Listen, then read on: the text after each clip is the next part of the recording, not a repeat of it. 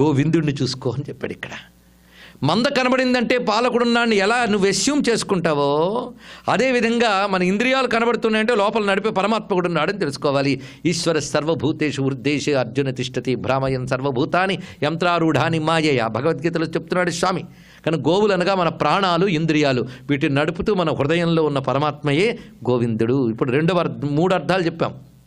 ఇక 4వ అర్థం ఏం చెప్పుకున్నాం? ఆవుల్ని కాపాడడానికి అవతరించారండి స్వామి కృష్ణ పరమాత్మ. ఎందుకంటే భారతదేశపు గోవులే గోవులు, అది చెప్పాలంటే అదే 2 గంటలు పడుతుంది. ఎందుకు? మొత్తానికి ఆ గోవులు రక్షింపబడితేనే మనం రక్షింపబడతాం. ఒక్క ఆవు సమస్త దేవతాత్మకము అని చెప్తున్నారు.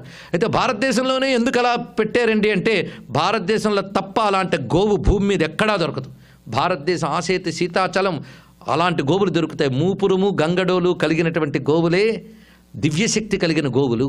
ఎందుకయ్యా వాటికి పేరు చెప్పారు? ఏదో ఒక్కసారి ఆలోచిద్దాం. వేదం